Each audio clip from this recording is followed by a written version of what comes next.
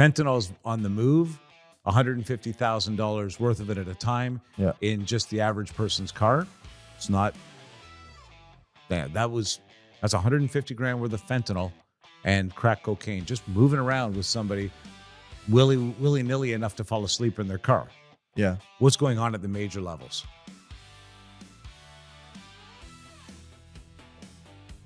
Hi, and thanks for joining us, tplmedia.ca, and I'll recommend that you check out tplmedia.ca/local, because the likelihood is that we have a local version of what we're doing right here in your hometown today.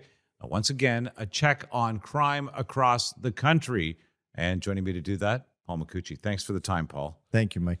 All right, let's take a look at our rundown. Of course, the talk of Canada and most of the world right now is the tragic shooting of Mark Pinizado here in Toronto. An officer, ETF, shot in the neck, responding to a call of a shooting at the U.S. Consulate. By interesting, so the men implicated in this are two 19-year-olds, one in the hospital and one still on the loose, right? Yeah. Nicholas Bennett. And Zara Jabi, I think, is still on the... Yeah, Nicholas Bennett in hospital right now. He's on the loose. So a lot of questions outstanding here, Mike. You know, that a lot of people are asking over the weekend as you're moving around. People are saying, who are these two men who did the shooting at the consulate? Where did they get the guns? You know, what are they tied to internationally is now another question. Do they have a family? Are they locals? It's interesting. Nicholas Bennett and Zara Jabi, how did they meet each other? Yeah, that is a great question. Where do they come in connection with each other? How do they befriend each other? Why the U.S. consulate? That's the other thing people are asking. Like, how does the U.S. consulate play into any of this? I've yet to meet a lot of 19-year-olds who have much interest in the U.S. consulate. And now there's also ties, of course, to international terror, potentially through Hezbollah, which is... I read that by the FBI. So the FBI says that they've intersected a bunch of phone messages, arrested one of the leaders actually I think it's in the U.S. Right. Taking, basically claiming... that they were behind the shooting of the U.S. consulate. Yeah. So now it's kind of... So now this one's really spinning all over the place. And while we have somebody at large, we're still not fully up to speed on what the motive was here. And if there was, and you pointed out earlier, this is an interesting time in Toronto. We have an international sporting affair going on that is drawing people from around the world that is already a security concern. And now we've got somebody shooting at the U.S. consulate that might be associated, allegedly, potentially associated with Hezbollah, funded out of Iran. Right, and murdering a constable with a beautiful family. We all saw. We were all heartbroken over the weekend. Yeah.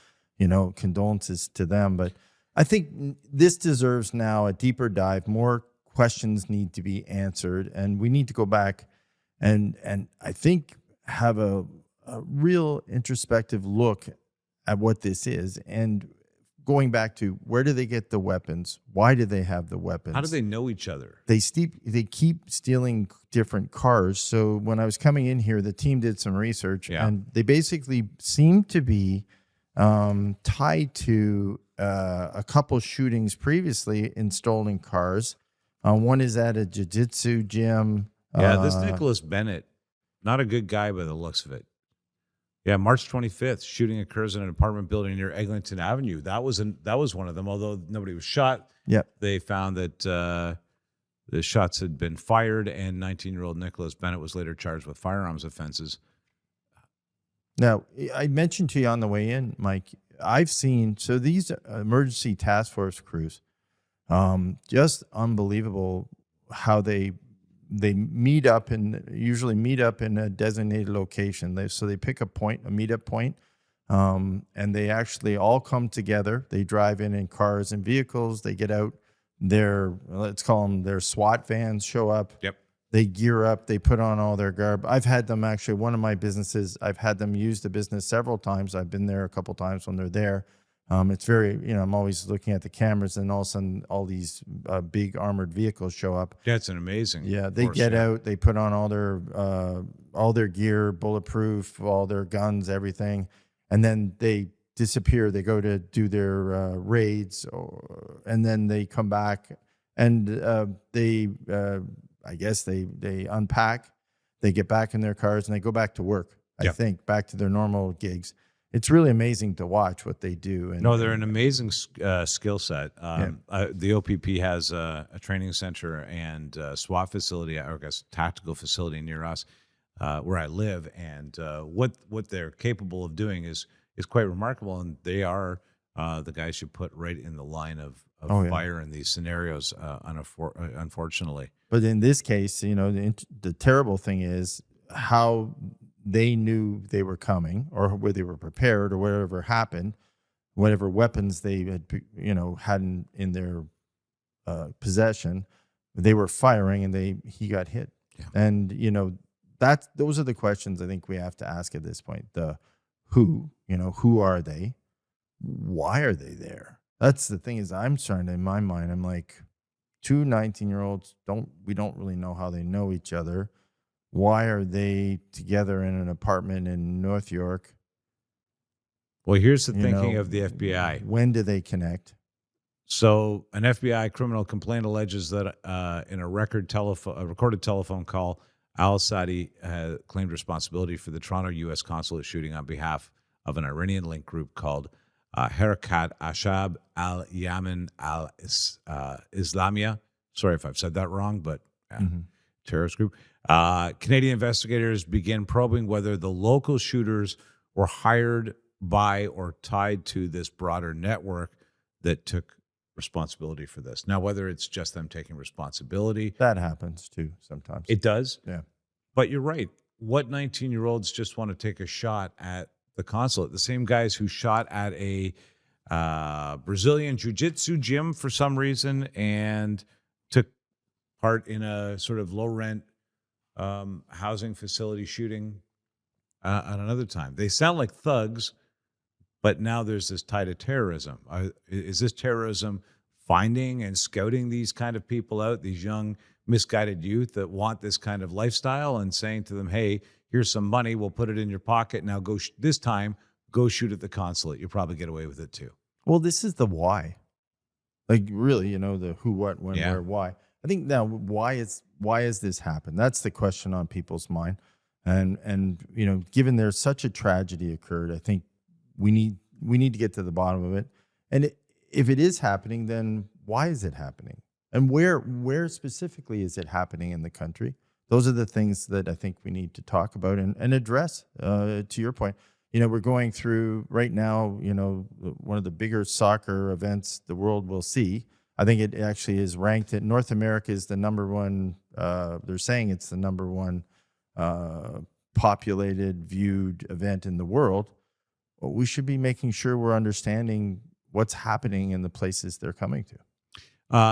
The response to Pinizado being killed was a procession through the streets of Toronto by most of the emergency services on duty at that time, drawing some criticism that they might have left security at FIFA a little unattended at that moment in that area.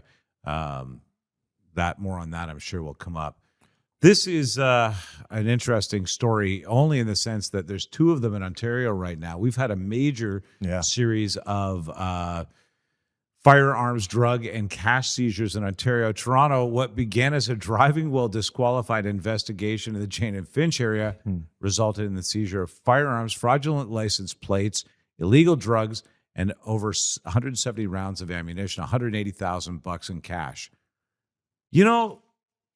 Traveling around with $180,000 worth of cash in your car seems like a very loose change by the look of it. If you're rolling around in the car and it's in your glove compartment, obviously there's more where that came from. So they got that suspect on numerous weapons and trafficking charges. Then in Thunder Bay on June 5th, officers found a man, and this is wild. I was actually making my way through the country up in that area at the time, and this came up. It was so, at first blush, it's kind of funny, but listen to this. On June 5th, officers found a man asleep behind the wheel with the vehicle running. Being there, another time in my life, many years ago. A search of the vehicle yielded over 115 grams of suspected fentanyl and over 587 grams of crack cocaine, with an estimated street value of $150,000. 49-year-old Brampton man was charged. Now, why was he asleep at the wheel? Well, as I pointed out, 115 grams of fentanyl were found in the car. So here's a lesson to criminals: don't use your own stock if you can avoid it. Yeah, boy, driving all the way up to, imagine how dangerous that was. This is three major points here. Yeah, one is fentanyl's on the move.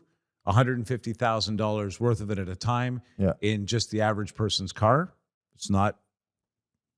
Yeah, that's 150 grand worth of fentanyl and crack cocaine just moving around with somebody willy-nilly enough to fall asleep in their car. Yeah. What's going on at the major levels? Oh, yeah. Well, and heading all the way up to Thunder Bay, quite frankly. So he arrived in town, passed out. They found him sitting in the car. Over the weekend, I don't know if you've noticed, but the number, and I'm not even going to get into traffic fatalities and traffic accidents, but the number of traffic fatalities continues to just skyrocket. Yeah. And again, you got to come up to, I know we don't, none of us love speed cameras, none of us love all these things. There's got to be something that actually starts to trigger, speed racing, things going on. Did you see the guy this weekend the OPP pulled over they were just talking about pulling people over, driving too fast. Yeah. And they pulled somebody over doing 167 kilometers an hour. Yeah.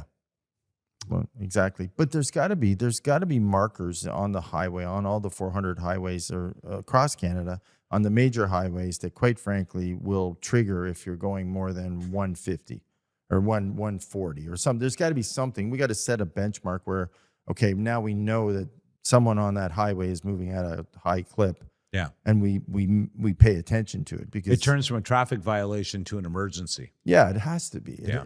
That only makes common sense. I don't think anyone would argue against that. I think I saw, red light cameras, we've seen the pushback. Okay, yeah. Speed cameras, we've seen the pushback. Okay. Yeah. Speed cameras for that dangerous are becoming dangerous driving. Yeah. I think no one would push back. No, I wouldn't push back. I don't think you would get much pushback on that because they're the and frankly the people that it's a criminal act, but there's something wrong when you're driving, just short of 200 kilometers an hour. Yeah. In the general flow of traffic. I mean, this was midday that they pulled this guy over doing this. Yeah. All right. Moving on. Another case, we talked last week. I don't know if you saw the episode. Jim and I had a chat as we made our way across to the West Coast on the Trans-Canada Highway, all kinds of billboards about human trafficking. Yeah. And this one kind of falls into the same category. An Oshawa au pair scenario sadly went the wrong way. Durham Regional Police have arrested a 38-year-old Oshawa man after an investigation revealed a victim was lured to Canada, all the way to Canada via Facebook for an au pair job, and the victim was sexually assaulted and administered a noxious drug. Search warrant uncovered the drugs, electronic devices, and child sexual abuse materials. Wow. Absolutely a terrible case. And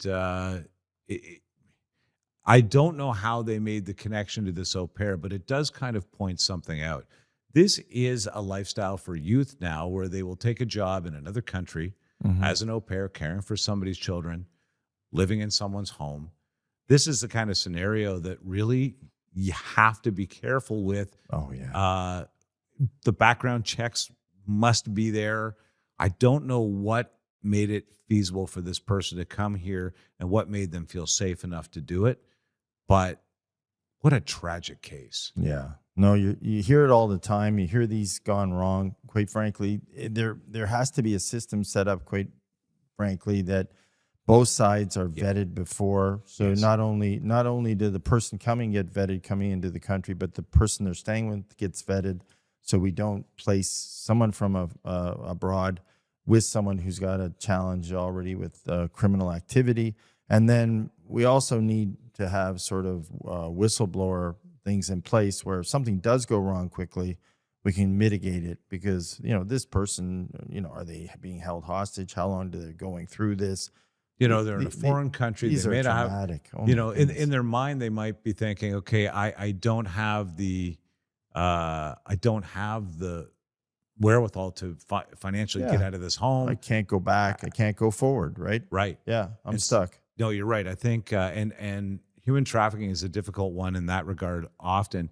But for this kind of scenario, yeah, to be able to have an escape mechanism or an emergency mechanism, I think is something that we need to make people aware of or put into place. I was amazed when you guys were traveling how many signs you were shooting and how frequently it was being chatted about in the north, because you hear about it in the major cities as you're crossing Toronto, but not as much, quite frankly. There's no signs on it, that's for No, sure. I mean, and it was a major thing. You could see the Trans-Canada Highway was this transportation route for so many wild things that happen in Canada.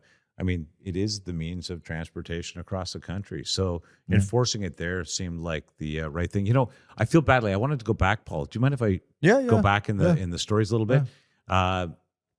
This officer Valley that was Taroom Valley, obviously a popular officer and a tragic case. Do me a favor, kind of bring me up to speed on what happened here, because I'm trying to understand what actually occurred here. Yeah. So he was struck. It was an 18-year-old man. He responded to a call. He had escaped from the hospital, apparently, or left the hospital. They say that he's being looked at from the mental health unit right now. Yeah. But he responded to the call. I saw pictures of the field where it appears that he was crushed by the car being driven by the 18-year-old. A tragic event. I think, again, it leaves a lot of questions unanswered. He's by himself. He's in the middle of a farm. Gets out of his vehicle. Obviously gets pinned. Yeah. Terrible way to die. An awful death. But again, I think what we're seeing as we look at these horrific events that are happening against our law enforcement officers, we need to delve into them, and we need to basically ask those questions: who, what, why, where, how, and how did this person? How did they get out of the hospital? How do they get back to this farm? They get a hold of a car, obviously keys. Who gave it to them? How are they driving? Who's reporting it? Those are the things that I think we're all starting to ask the questions, because we're wondering. When you look at the scene, you're kind of asking yourself, how does this happen? Yeah, that was my first question. You're in a field, a car is coming. You and I talked about this. Chasing somebody down with a car sounds like a terribly deadly, instantaneous encounter. However, it's not the easiest thing to chase somebody down, especially in a field, mow them down. Yeah, and hit them. It's very hard. So these questions, and it's unanswered. Paul, and why is he by himself? Why was he why? Yeah, why do we not have backup? Yeah, you think we gotta? These are the things. Out of the car by himself. We got to ask these questions. Like, we can't have this happen. The number of people actually said great things about this person is amazing. Oh, he was beloved, obviously. Beloved, but we got to make sure these things don't happen again. Yeah, I mean, this seems so avoidable. That one seems so avoidable to me in so many ways. Even the Pinizado one, we're seeing that this Bennett kid was arrested on gun charges several times. Why is he still on the street? That's a whole other. We've been through it on other shows. But that's part of the leaky system. The leaky faucet that we have here is letting these guys back out. And our bail system is. And porous. if I was a terrorist group and I needed to hire people, who would I go to? Criminals on the street, known criminals on the street, by name. This kid was charged previously with a gun crime. Oh, let's try and get that kid. He's still out. Right. I don't know. I think that could have been avoided. On to the spy world, Paul. And by the way, I think spy world doesn't exist. No, apparently not. No. It's very wide open. Yeah. By the way, a lot of these questions that we're asking could easily be answered if we still had one thing in this country and in many countries that we've long ago lost, and that's journalism. Right. It's a good point. No one's asking the questions, right? No, we're taking the press releases and printing those. Yeah, no following up. And it does leave, well, people are asking. So, it's interesting as I move around on the weekend, people are having conversations, on different events, and they're talking about it. They're talking about the funeral processions and the tragedies. They are asking the questions. They're sitting having a beer at night, and but the problem is they're making stories up. And I think we have to be a little careful. That's what I said to, I was a little offended on the weekend with a group that I was with. Someone said something that happens, right? They've had a few drinks. And I said to them, hold on, right? I think you have to ask the questions first. I don't think you can jump to conclusions of what's going on. There's a lot of tinfoil hats, and you're listening to the conversation as they're having a few pops, and you're thinking, you know what? It's all speculation. Right. But we need to tell the truth and have that discussion so people don't draw conclusions. And that's what I worry about sometimes. I put a call into Toronto Police this morning and got a response back very quickly. Good. And I'll tell you, that leads me to think that there is the possibility to cover these stories. We just don't have the journalists out there doing it. Right. As you point out, spy. It just seems to be what we do in Canada. However, we don't want to convict anybody for it. Never. This is the third one. You put it at 3 cases. 3 in a row. Hat trick. The space agency one was very wild. The guy worked for the space agency for how many years? 25 years, worked for space agency. Got accused of selling secrets to China to make it feasible for them to make it make some leaps in their. Came back to Canada, was charged, and of course exonerated, let off by a Quebec judge, cleared of all criminal charges. Okay, give me another one. So federal contractor case, same thing. It's almost every case is almost the same thing. So the second one, very similar, was doing contract national security for the federal government. We got caught leaking information across that he was working on, went to court, acquitted, let off. Okay, but now we've got one that's got a little bit of profile to it. I think these two basically got missed. But missed or ignored. Yeah. But if you think about it, you go back to the days of Nortel and cases that we've had of companies where Chinese have come in, they write books on it, quite frankly. We're not the first ones talking about it. Nope. Where they came in, they set up shop right across the street. They, found out all the information on the company, sent it back home, came back, replicated it, and knocked that company out of business, right? So now inside of our government, we're starting to find people who are involved. And this one was the one I know the one you're going to talk about. Yeah. This one's a really interesting one. Yeah, this guy, William Madshire. He was born in Hong Kong, by the way, and he later became a Canadian citizen. He worked 20 years for the Royal Canadian Mounted Police. Yes. Specialized in organized crime, so he knew the criminals, money laundering, so he knew the ways, financial investigations, so he knew what had already been put on the books, and international policing, which is kind of where he took his career. After retiring, he worked extensively in Asia and developed relationships with law enforcement agencies across the region, and he was known to be a consultant on financial crime and anti-money laundering, cybersecurity, and that sort of stuff. Right. Now he got caught. Allegedly, this is what they're saying, that he was trying to force Chinese fugitives back to China. Yeah. So people who had, for some reason, fled China, he was working for the Chinese government, trying to force them back using the information that he had gathered as RCMP, an officer. Yeah. Right? So, and there's what they had several emails where he was talking to FBI colleagues, I guess, that he had been working with through the RCMP days, basically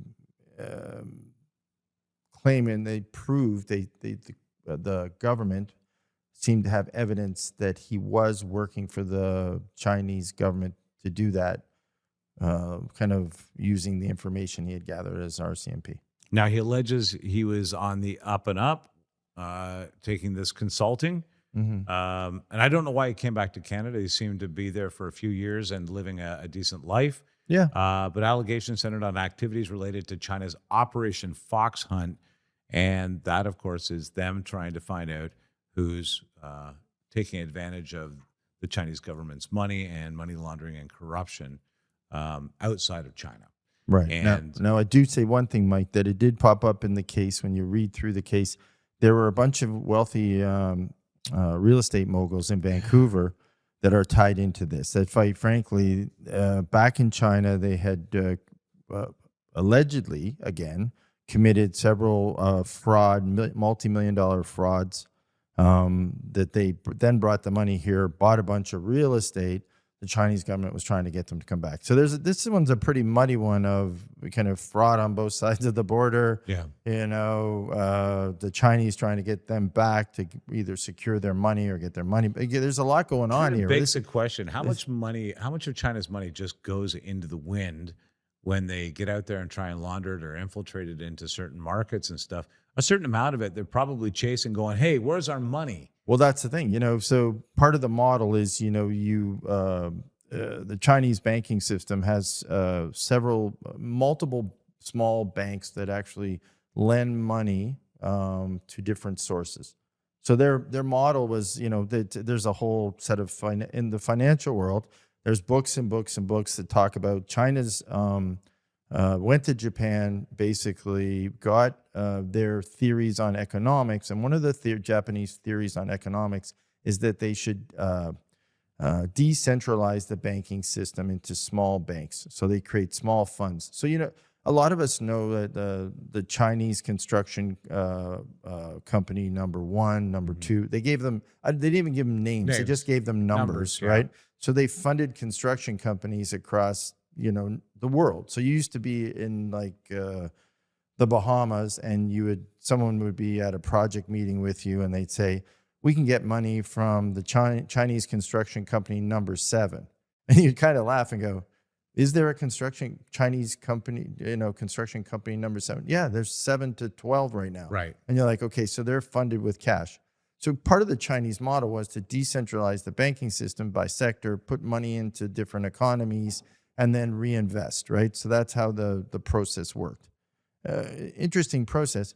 However, it does once that money gets live, right? How much comes back? Yeah. Right. And where does it go? Because all of a sudden, if I've been living in China and they give me that's a great point, $100 million to go to the Bahamas to build a resort, I'm not going back. Right. I'm not giving the money back. Right. Right. So they got to go get the money back. Chase it. So this guy actually feels like he's a bounty hunter. A little bit. I was reading between the lines on this one, and I don't now. Maybe not a bounty hunter, but he's assisting, right? Yeah, he's an investigator trying to get their money back. Right. But apparently, so now the problem is these people who took the money get live in different countries. They have power, money, and influence. So they start to actually say to the governments that they're where they are, I'm staying here. Yeah. I'm putting money into campaigns. I'm doing all this stuff. They don't want to get involved. So now what do? How do they get their money back? So then they have to come and try to infiltrate. Yeah. But the interesting about this one, at the end of the day, I thought the interesting thing about this is the federal prosecutors appealed the case. So he was acquitted. Let's make this clear. Yeah. He was acquitted on all charges. Yeah. Free to go. And then out of the blue, within weeks, I think. Yeah. The prosecution wants an appeal. They want to go back to court. They think that the judge missed some key points in this, and they want to go back and retry the case. Well, and the interesting thing is we're over having discussions with China. Yeah. Right? So the relationship's getting better. All of a sudden, next thing you know. So the question, I guess, is which is very interesting, the next few cases like this that come up, are they going to get it acquitted? I wonder. So is this over now? Like, I'm thinking maybe this hat trick is the last of the hat tricks, right? Maybe this is the message coming back now to people abroad who have money that they receive funding from China. Hey, you better pay up because they're actually sending people. Yeah. I think that as you take a look at all the different crime and the various stories that we looked at this week, the one thing that I will say is that the police service and the investigation element of stuff is at the forefront of these stories. Have you noticed this? Yes. Like, well, there's a lot to be investigated in this country right now. Oh yeah, it's and at the same time, we're seeing on these pages in front of us a lot of people taking a walk. I'll give you an example. In our first story, the young Bennett charged how many times? Gun offenses, and a cop gets shot. We're looking at actual officers getting charged and acquitted of spying, of all things. And you know, yeah, I guess that's what it would be called. All of these stories, you'd almost think that somebody would have made a stop on this. 3 spies, 3 charges against this guy. More investigation, more action, and actual jail time, I think, is required to rein some of this in. I don't think any officer, any legal authority or expert would disagree with that. We let things too willy-nilly here. Yeah. Well, I think coming out of COVID, we got used to it. You know, we were trying to, we were softening our sentencing. We were catch and release was soft. Everything was softening, right? You know, we don't want to be hard on. We put people, you know, in their homes for so many years. So let's be, you know, a little nicer, a little softer, a little kinder. Yeah. Yeah. Give them their freedoms back. Give them their freedoms back. Know back. that we understand. Unfortunately, at the same time, as you mentioned, on the highways of Canada, you know, we were trucking in massive amounts of illegal substances, guns, trafficking humans. We were there was a very tragic underbelly going on as we were trying to soften up our police enforcement. So we're seeing the effects now. We are 2 guys in blue shirts with pencils and an eye on the crime. We do it once a week. Paul, thanks. I do appreciate this. Don't forget to subscribe. Tell a friend that we're here and share this with somebody. And one last thing, don't hesitate to show your support financially. You're how we keep the wheels on the cart and keep doing this. Thanks. We'll see you next time.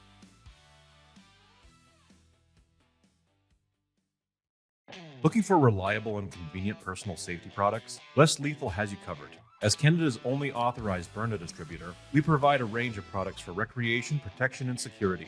Explore our Byrna launcher lineup, including the LE, SD, TCR, and Mission 4, designed for different levels of performance and protection needs. We also offer the Banshee personal safety alarm, designed to protect children, women, and vulnerable individuals. Because your safety is our top priority. Shop now at lesslethal.ca.